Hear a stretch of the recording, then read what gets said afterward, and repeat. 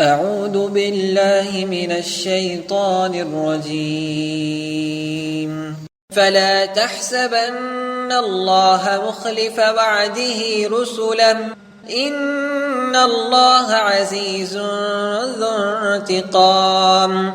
يوم تبدل الأرض غير الأرض والسماوات وبرزوا لله الواحد القهار، وترى المجرمين يومئذ مقرنين في الأصفاد، سرابيلهم من قطران وتغشى وجوههم النار، ليجزي الله كل نفس ما كسبت، إن الله سريع الحساب.